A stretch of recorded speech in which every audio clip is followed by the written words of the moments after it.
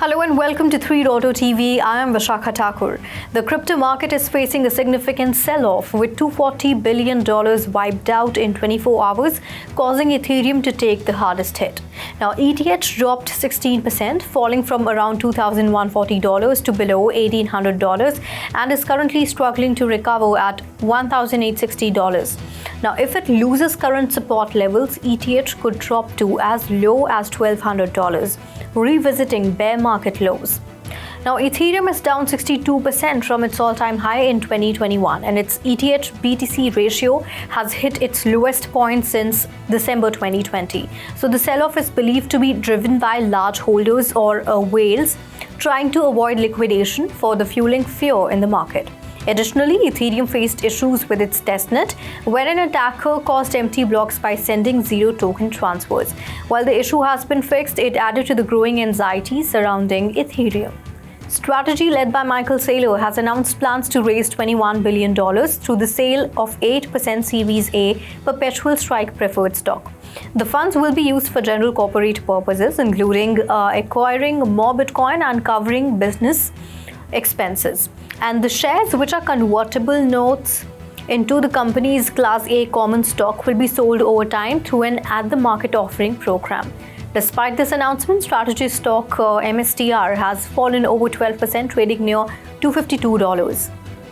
Meme coins, including those generated by the Palm.Fun platform, have seen a significant decline in interest amid broader bearish trends in the crypto market. So Palm.Fun, which allows users to create meme tokens on Solana blockchain with minimal technical expertise, has seen its token creation numbers drop to levels not seen since September 2024. The platform peaked in January 2024 with 71,700 tokens launched in a single day.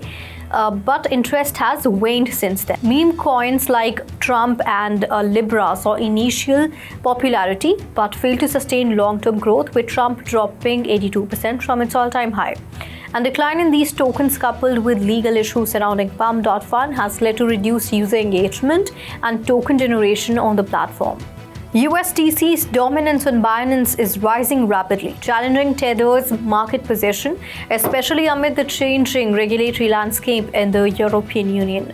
Over the past year, USDC's share on Binance has surged by 1,621% from just 0.48% to 8.26%. Now, this shift is driven by the EU's MiCA regulations, with Binance planning to delist USDT for EU users by March 31st, further boosting USDC's presence.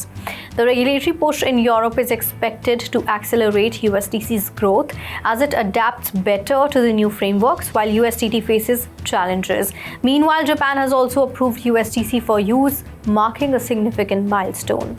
Binance has taken action against a market maker involved in irregular trading activities for Go+ Security and MyShell following an internal investigation.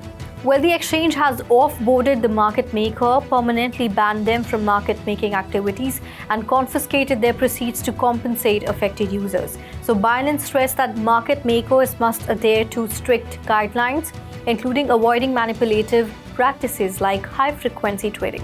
Amid rumors about the identity of the market maker, Animoca Brands and GSR have denied any involvement in the scandal. Animoca clarified it does not engage in market making for GPS or Shell, while GSR, an investor and partner of Go+ Security, stated it was not the market maker referenced by Binance and reaffirmed its commitment to transparency and integrity.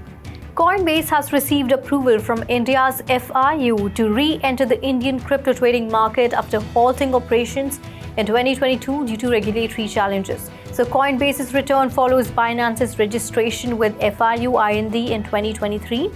Indian exchanges like WazirX, which suffered a major security breach, and Coinbase-backed platforms like CoinSwitch and CoinDCX also operate in the market.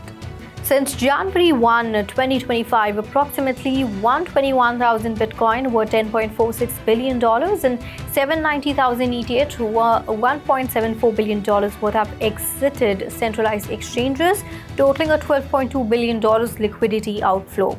So this mass withdrawal reduces the selling pressure, increases self-custody adoption, and strengthens long-term asset retention.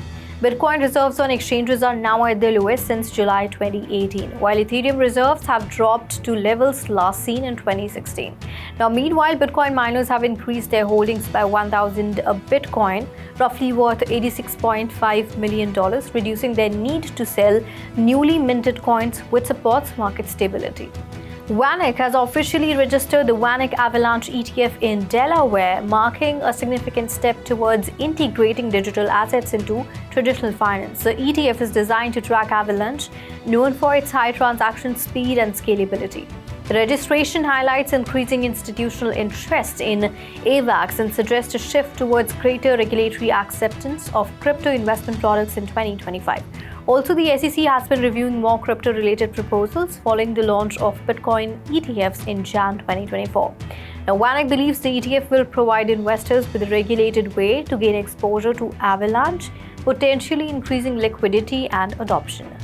Thailand Securities and Exchange Commission has approved Tether's USDT and Circle's USDC for trading on digital asset exchanges, with trading set to begin on March 16, 2025.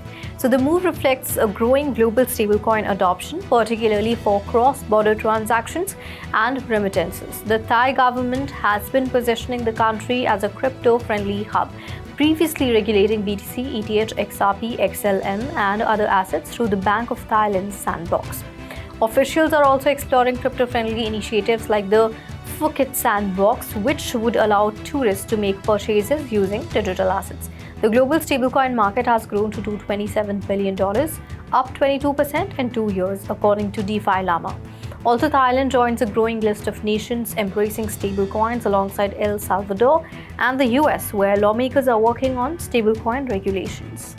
The SEC is withdrawing a proposed rule that could have expanded its oversight of crypto exchanges, marking a major policy shift under acting chair Mark Ueda.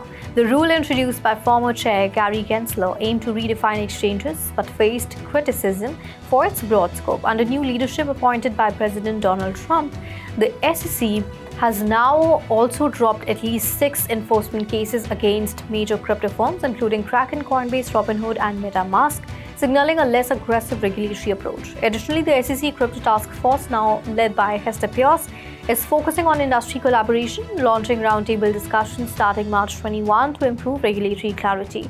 This policy shift suggests a move towards a more open, innovation-friendly regulatory environment, though the long-term impact on crypto regulation remains uncertain.